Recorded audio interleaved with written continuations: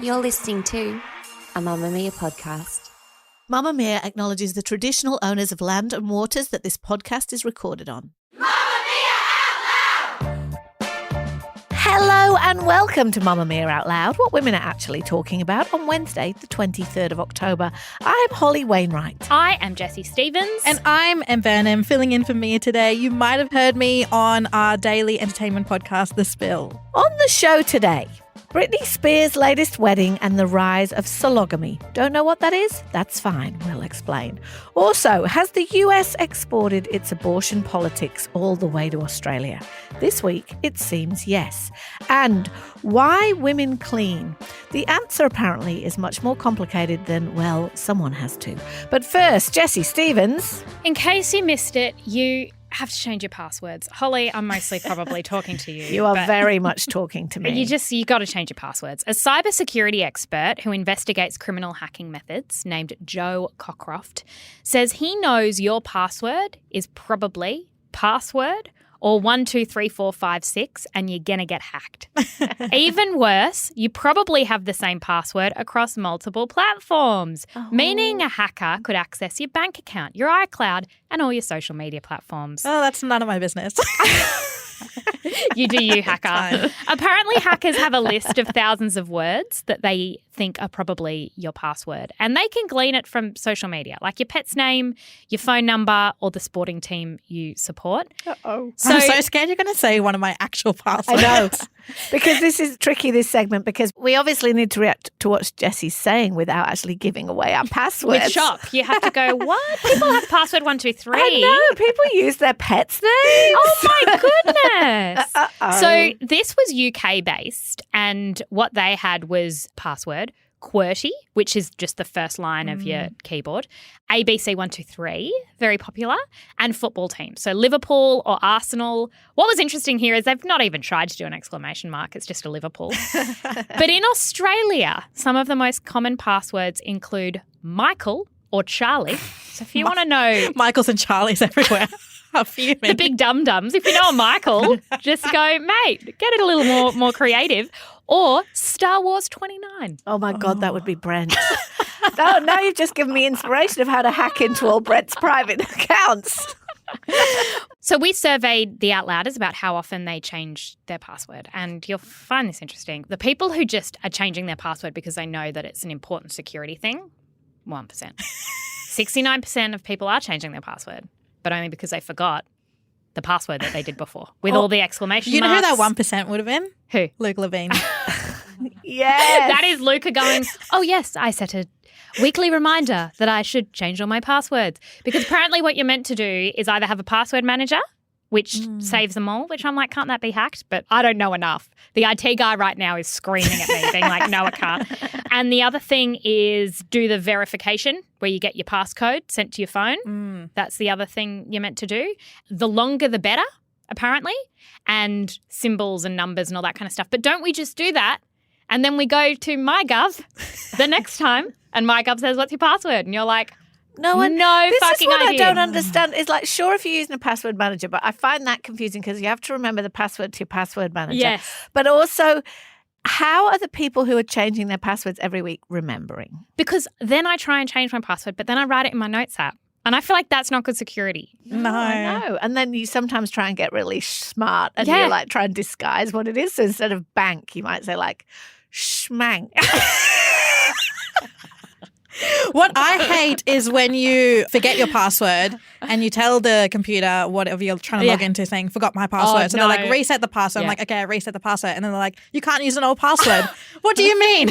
You told me I forgot this password. You know, I know this is all very important, security, but do you remember when Amelia Lester told you the other week that there was just was it called the shittification of everything? I'm seeing it everywhere. Like, internet security is part of that because constantly having to be, I had to do this yesterday. There was a specific streaming service I wanted to watch a show on. Couldn't remember my password. Wasn't letting me in. Called Brent. He was at home. He couldn't remember I just started a whole new account from a third. And then at some point I'll sort out the payments for that. But I'm just starting again. Scorched earth. Let's go. It's the shittification of everything because I spent half my life going, forgot password. It's just hard. There's already an account linked to this email. Well, I don't know where that is. Let's start a new email for a new account. That'll take me 10 minutes.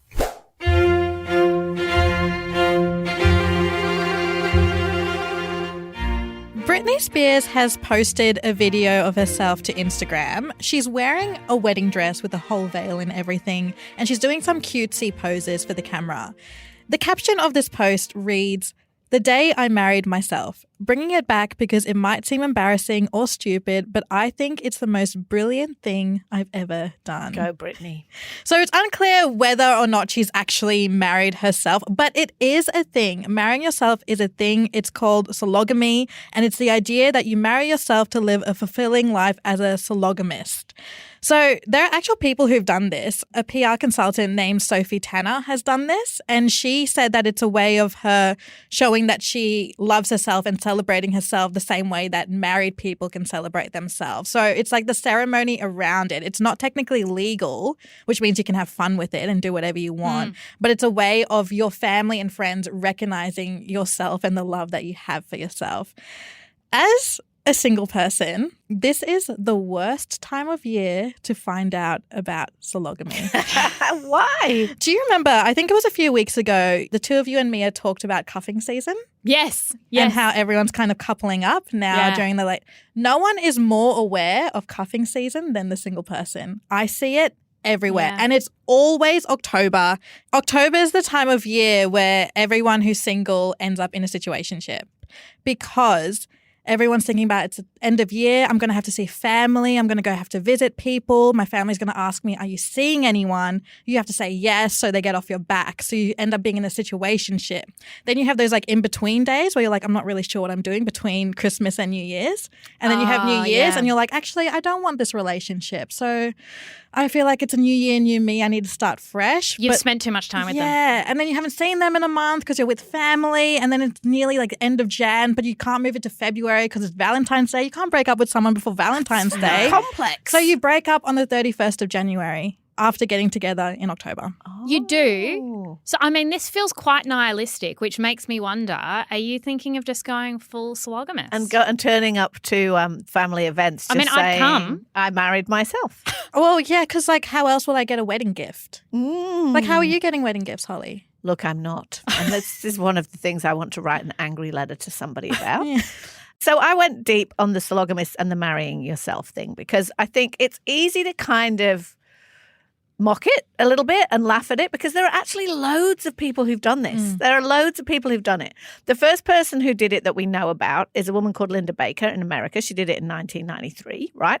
And since then, it's become a bit of a thing. And women, it's always women apparently, are doing it as an act of self-love. But also, and I love the refreshing honesty in this, there was a woman who was India's first sologamist bride saying she always wanted to be a bride but not a wife. Or Holly English, the Australian woman who did it a few years ago, who said she'd always wanted a wedding. She said, I've now accepted I may never find a partner and I'm happy, but I always wanted a wedding, right? And why should weddings and the party and the gifts and the dress and everyone comes together only be for the coupled up? So there's that reason to do it, right? That can feel a little bit passag, like that famous Sex and the City episode where she's like, where are my baby shower gifts? Where are my engagement presents? Somebody should buy me a pair of shoes. So that feels a bit passag. But I also think on a more sort of positive note, it speaks to the fact that as women have got more choice than ever about how they live, we still have very few ways to celebrate women who aren't following the normal script, which is like get engaged, get married, then have a baby, then da-da-da-da, and have all these milestones that we accept are things to celebrate.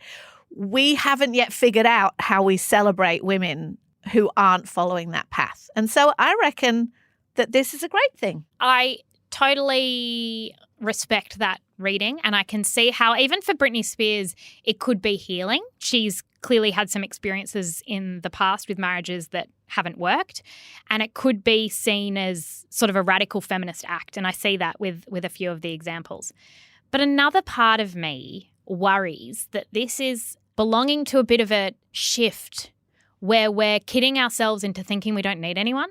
And I don't mean romantically, I just mean broadly. So with the rise of introversion and toxicity and boundaries and therapy speak, and a lot of people are living alone, I worry that we're deluding ourselves into thinking we can live as islands when that isn't good for us. But this is just a wedding, and a wedding is actually an act of connection, right? Like you invite people, then they're all there. That's one of the things everyone loves about weddings, right? Is they're like, all my people are here, all my friends, my family, and I'm connecting and celebrating, right? Yes. So that argument that you're putting forward is about singledom broadly, right? It's not even about singledom, because I think that you can be highly connected and single. Yeah. And I think you can be very lonely and coupled. Yep. But there's this kind of go-girl feminism thing, or it's disguised as feminism, that I see online, which is sort of like, you don't need anyone, self-love. Isn't it more you don't need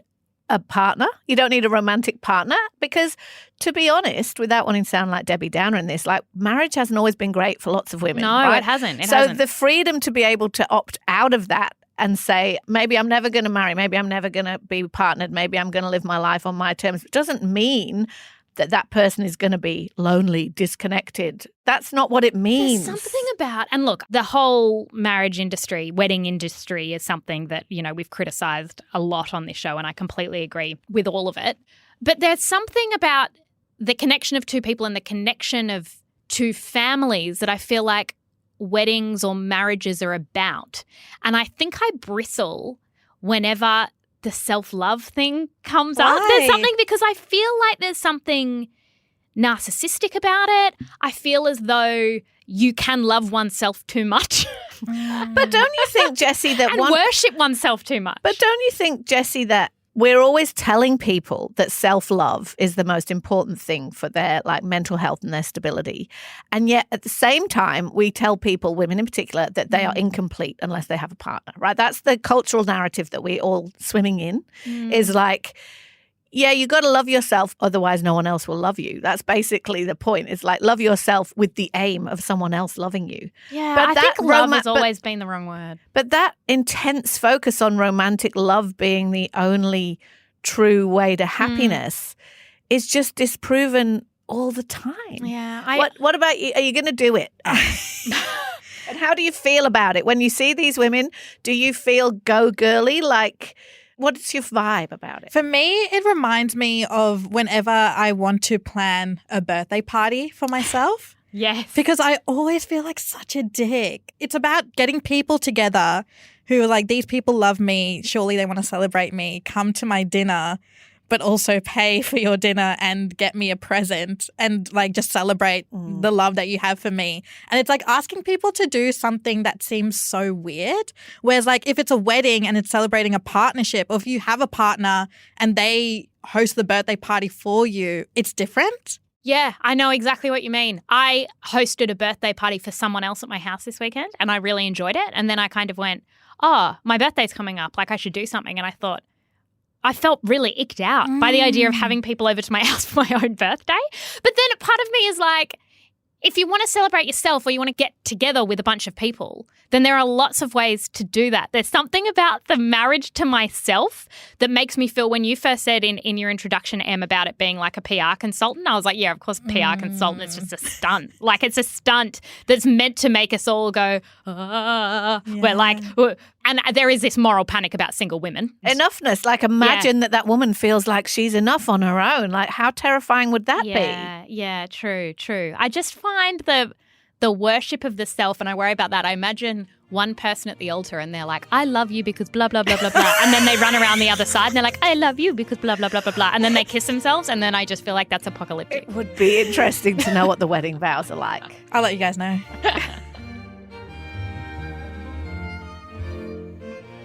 Mamamia out loud! Politicians being pushed to answer whether they are secretly planning to make terminating a pregnancy illegal.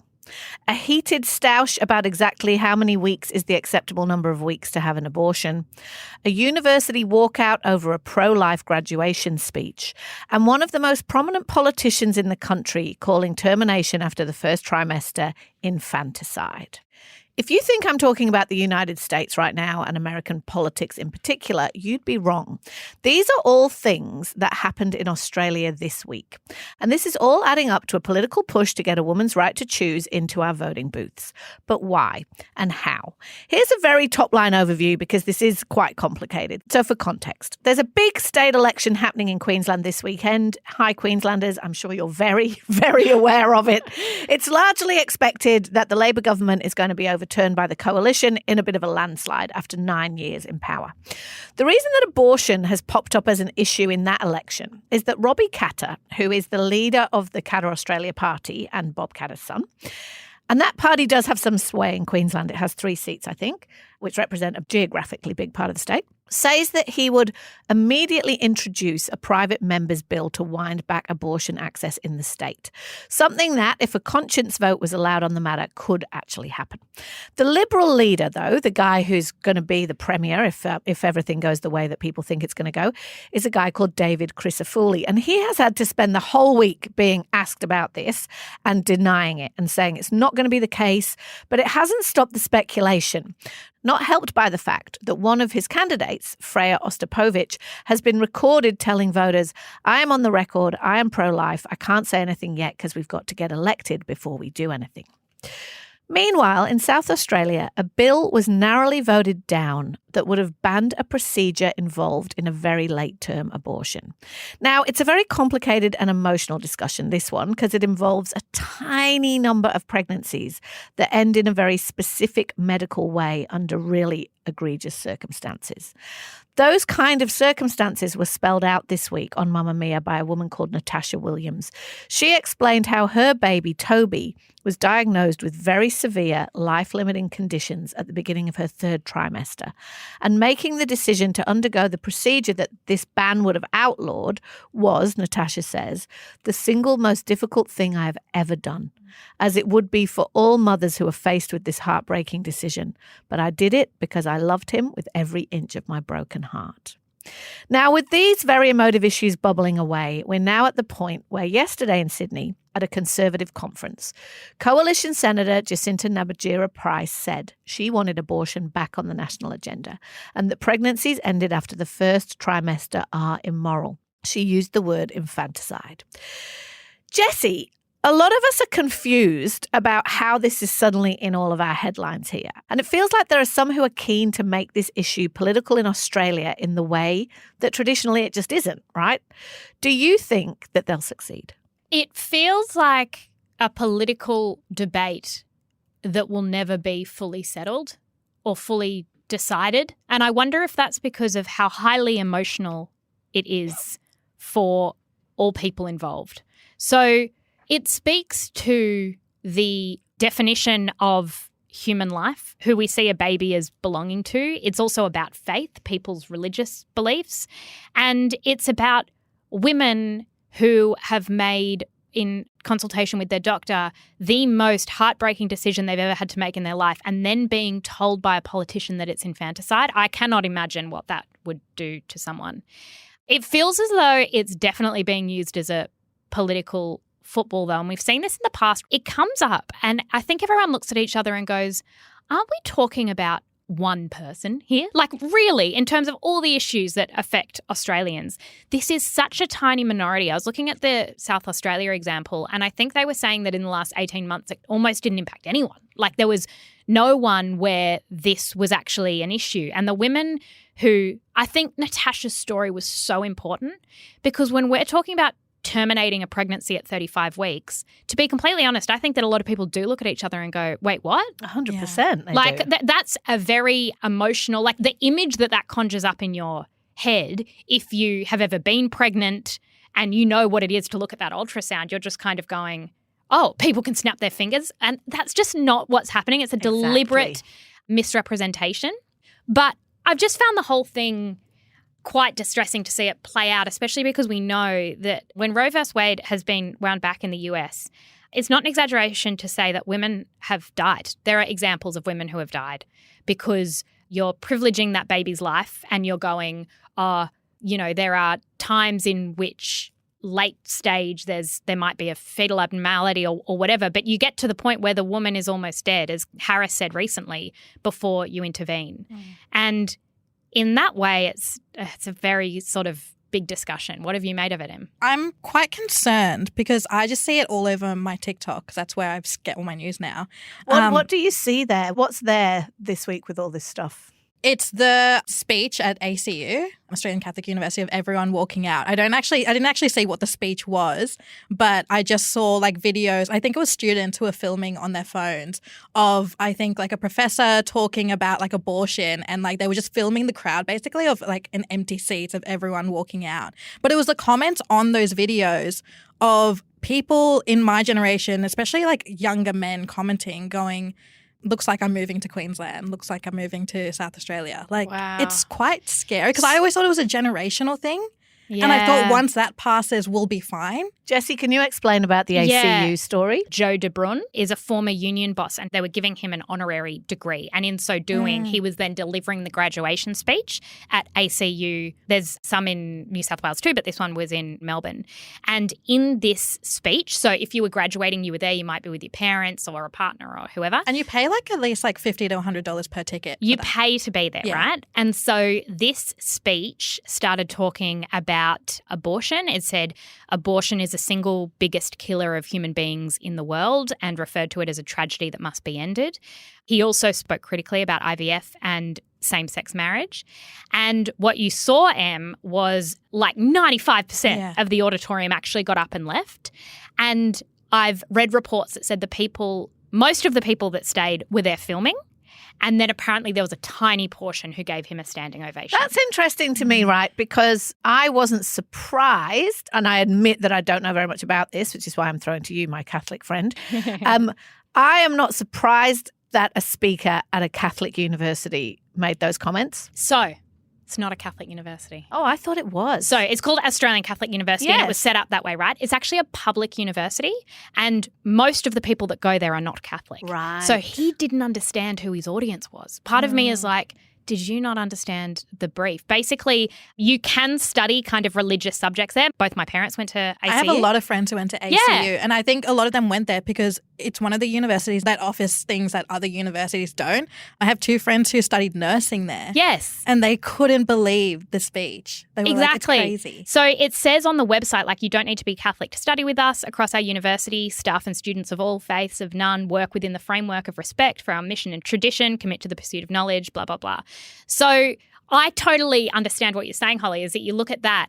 And did he assume that he was going to have a room full of people who were highly religious and agreed with him on religious grounds? Yeah. It's interesting timing. The thing that's bothering me about this, because the thing is in Australia, it's complicated to get stats on abortion because every state has different policies. And some of the procedures involved in medical abortion are also procedures used for other things, right? So it's actually quite hard to get the stats on how many Australian women get abortions. But broadly speaking, all the best data suggests that it has been slowly falling for a while, mostly because contraception is more widely available and more acceptable and all the rest of the things. So it seems that in general, abortions are falling. But also, since 2015, you've been able to get what they call medication abortion, which is the abortion pill in broad terms, that you can get from a GP. So abortion is lots of things, right? And what is troubling me about these conversations that are breaking through to the mainstream, that are profiling in South Australia and in Queensland, people saying late-term abortion, infanticide, is they're very much echoing the Donald Trump playbook, which is try and frame abortion as murdering babies at the last minute because you want to. Right? That is literally what they are doing. And they take this issue that is very complex and very broad and can mean anything in its definition, from taking a tablet, a couple of weeks in that your doctor's prescribed to you, to an absolutely devastating procedure like Natasha underwent, and then throwing this blanket of moral question over it. And the truth of it is that in Australia, you can get a termination of varying kinds in most states early in a pregnancy, relatively easy, safely and cheaply, right? Later in the pregnancy, you need more medical supervision, more medical sign-off, more complication. Those numbers are tiny. So I just want everyone to know that when they're reading these stories about the politicians who are grabbing onto these sort of shocking stats that they want you to listen to, or these shocking stories that they want you to listen to, and throwing around these broad terms about women who are just randomly deciding they don't want to be pregnant anymore, very far into their pregnancies, it's just not true.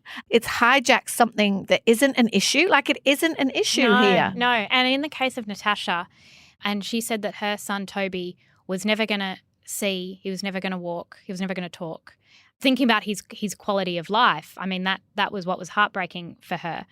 That decision about what happens with Toby, I don't get to have an opinion on that. That is between medical doctors and Natasha. I don't wish to have an opinion on that. That's not something for me to, like, philosophically debate as a politician. It is one of the most heartbreaking things that can ever happen. I absolutely can't bear it. When we were watching the vice presidential debate and it got to the abortion segment, because there has to be an abortion segment, you know, and you've got these two guys up there picking case studies out of the air, discussing this, and it's just absolutely infuriating that it is being used, as you said, Jessie, as a political football by people who are like, oh, culture issues work for wedge politics. They've worked in America. They, you know, get people inflamed about perceived threats to the way that we see things.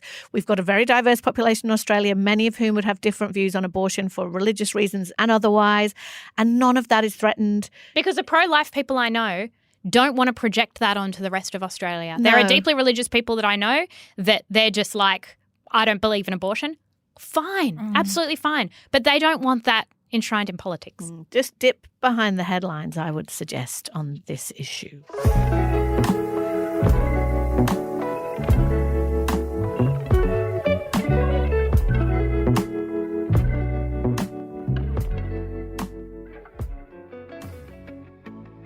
Want unlimited Out Loud access? We drop episodes every Tuesday and Thursday exclusively for Mamamia subscribers.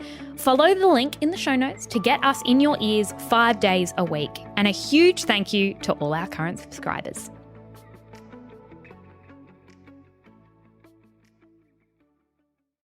For weeks, we have been busting to talk about a Substack article by Anne Helen Peterson all about women and the complexities of what she terms clean culture. She writes, "Cleanliness is morally superior and women should aspire to be morally irreproachable so as to negate the original sin of being a woman. An unclean woman is a bad woman, an untidy house reflective of an undisciplined mind. You can understand this thinking as bullshit and still be subject to it." What inspired this article was data she came across about how women do twice as much housework as men. But the real kicker for her was that this isn't just mothers, and in fact, it's not just in heterosexual households. In fact, the research showed that 18-year-old women, single women, are also doing more housework. So the question is, why? Are women just hardwired this way, or is it socialised? I loved this quote from a woman Peterson spoke to. She said, "Our mums were taught this stuff, and so we grew up only knowing a peaceful house when it was pristine, because otherwise she was cleaning. Now we can't feel at peace until it's clean, even though there isn't anyone telling us it has to be this way." Holly, the position of evolutionary psychology would probably be that we're hardwired this way. The men hunted, women tended to their space, they cleaned, they looked after kids. My question is, what went wrong with your wiring and are you ashamed about it? I think I've just been outed as the dirty one. The messy girl. I hate cleaning.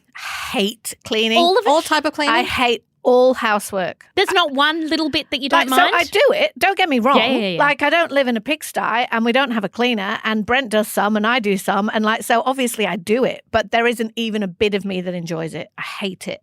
And so I resent every part of it. So I probably don't do it very well. So, but I have definitely internalized the fact that that's a flaw in me, right? Because when I sit in the bathroom and I look at the skirting boards and I see that they're dusty and I see that the grout between the tiles, and you're like, oh fuck, like all that level of clean, I'm just like, I'm disgusting, I'm lazy. It's one of the reasons why I don't like having people to my house. Not because it's dirty, but I know that people who are clean like properly See clean. those things, yeah. They'll notice those things. And in fact, this was all validated recently. When we went away to Lord Howe Island for a week the other week, I had friends come and stay in my house, lovely, wonderful friends come and look after Tuna. I came back, my house was so clean. Like the level of cleanliness, every counter, every edge of, where the tiles meet the wall, whatever you call that bit that's sticky and it always gets a bit grubby. Yeah. Every shelf wiped down. Every plant pot had been lifted up and wiped underneath it because my friend, Penny, who's probably listening to this, babe, it's fine, but she is clean and she loves cleaning. And I know she thinks I'm shit at it. And I know she comes to my house and goes, yeah. And so she might have found it therapeutic. Yeah. And it was lovely for me to walk back into a spotless house. Like, I'm not going to say it wasn't. There's a bit of me that thinks, why am I like this? Why?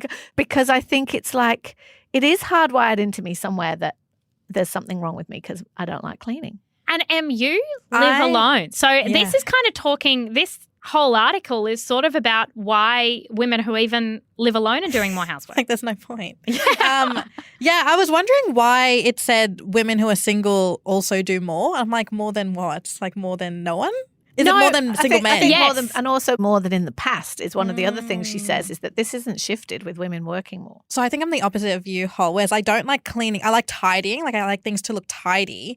But if I want to clean, I have to invite someone over because that's the only reason why I would clean. But and do you resent the cleaning or do you actually quite enjoy the cleaning? I enjoy it looking clean. Like I enjoy pretending to be clean, but not actually cleaning. Like I don't think I've cleaned my shower in like 2 months.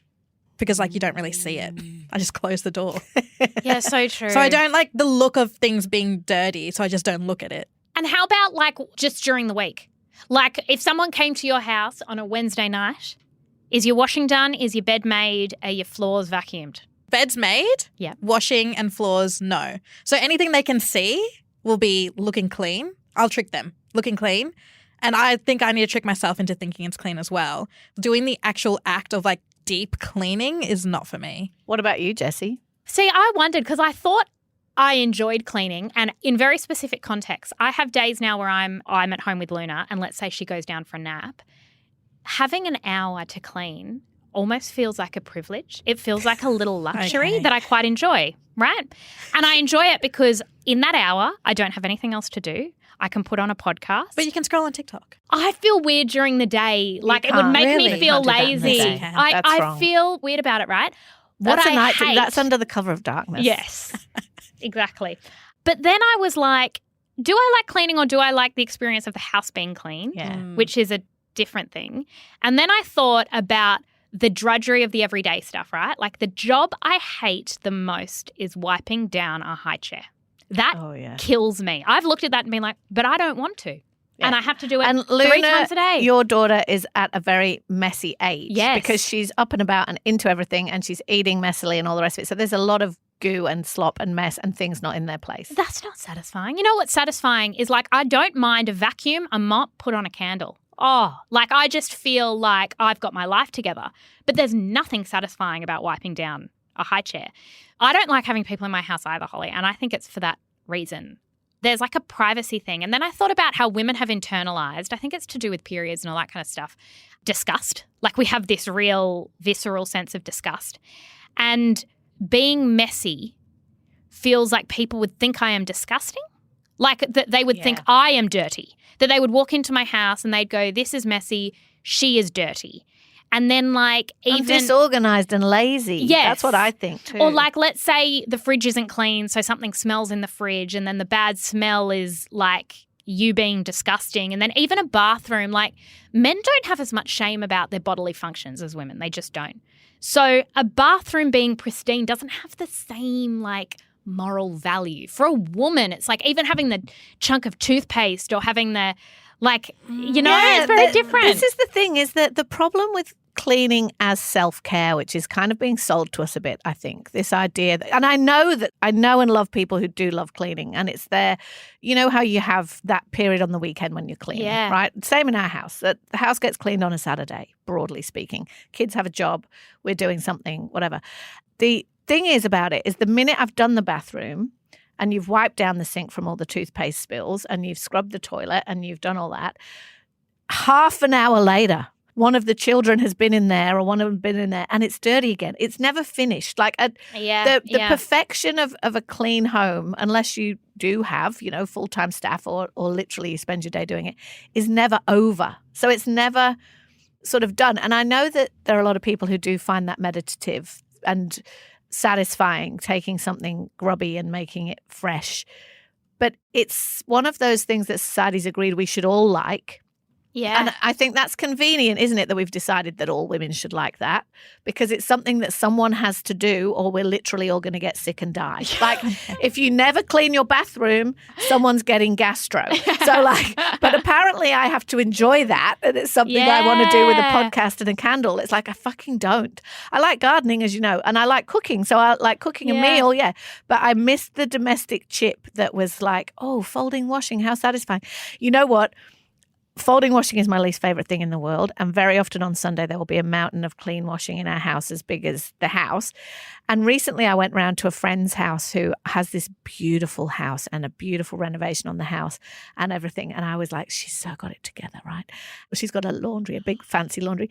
She hadn't closed the laundry door and I got a peek inside. It was up to the ceiling with messy, clean clothes. And I was like, yes, yes, this is what I want to see. I want to see this on Instagram. I want to see this everywhere. Like I didn't have time to fold my washing. And you know what? It doesn't mean I'm having a mental breakdown. I reckon too. There was something in this article that mentioned a class element, and I think this is very true. So my gran was so tidy. Like those beds where I remember she would like tuck me in at night and I couldn't breathe. Like, those, she just knew how to properly make a bed, and she was always hospital corners. She would never sit down when we were all there because she'd be tidying around you. Like she was just really into it. And I think there was a class element to that because maybe you can't afford a really beautiful house or a lot of space. Firstly, if you don't have a lot of space, you've got to clean more. You just do. Yeah. But you have a mop and you have a cloth. And there's pride in keeping your space looking a certain way. And also there's a respectability push there because my nana was exactly the same and came from a very working class family where you don't have much. But it's like people think we're dirty. Like people think that we don't look after it. It's a very intense pride thing that like my house will be spotless. And I'm old enough to remember when washing powder adverts and cleaning product adverts were literally woman comes round to other woman's house, goes in the kitchen and wipes her finger over a counter and goes, like that level of sort of judgment and that cleanliness means so much more somehow than whether or not you wipe down a counter today. Yeah, whether you've got it together. We've been in that for a very long time. I don't think I have the same pressure as the two of you do with cleaning though, because and I'm going to flex my single privilege here. Go for it. Because like there are so many people still who will come to my house because I live alone and see this as still a phase of my life. Like see this as like, Em's like single, living by herself right now. It's so cute, so quirky. Look, it's a season. She only has like one egg and one bottle of vodka in her fridge. Yeah. Like how funny. Like she's messy. She's like, but then if I feel like I move to like the next stage, if I do and live with someone, then I'll get the tagline as homemaker. And that I won't be able to be untidy. So I feel like right now I can get away with being untidy. This is why, back to sologamy, which we talked about in the first segment on the show about marrying yourself. You're like, people think my singleness is a season that I'm passing through, like a moment in time that I'm passing through. The people who are going, hold on a minute, I'm not saying that I'm in a waiting room. I'm not saying I'm in a lack. This is where I am. This is my life. I'm making it official. But I think you're right, because I remember one of the most unexpected effects of becoming a parent more than a couple for me actually was that all these domestic things that I'd sort of managed to sidestep because it's not really my jam suddenly become important. Can you bake cupcakes to take to mother's group? Having friends who say things like, oh, it's not raining, wonderful, I can do my washing. And I would be like, that is the last thing I was thinking about. You know what I mean? I was thinking, it's not raining, I want to go for a walk or I want to do something else. But you know what I mean? And I suddenly was exposed to a level of domesticity that I think I'd thought I'd got away with, but it was lurking. And you see it like even someone would walk into my house and it was really, really messy. Then that judgment would be associated with me and not Luca. Yes. It's the same when Luna's dressed really badly, which Luca always does. Like dresses her in these awful outfits and someone will look at me and go, what have you put her in? And I'm like, I didn't dress her today. You're so right. Next time a friend comes over and I see the judgment in their eyes, I'm just going to say, sorry, Brent didn't have time to clean. Yes, I love that. Before you go, Holly, you'll be very jealous that we did this while you were away. Very upset. But Mia, Em and I unpacked our new favourite show that I'm sure the Outlouders have now had a chance to watch. Nobody Wants This. And not only did we do, because Spill did a brilliant episode kind of analysing it, we looked at, because a lot of people have messaged Mia and I and said, this is your life. I know. That's what I was most keen to hear about. We talked about the parallels. In fact, my mum had something to say that she decided to throw in. So you can listen to that via the link in our show notes. Oh, I love that show so much.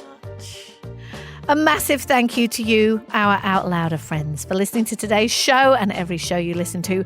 Check the show notes for any links to anything we talked about today. If you're wondering what we were on about, go and have a nosy there, including, of course, that Subs-ep that I didn't get to espouse my beliefs on.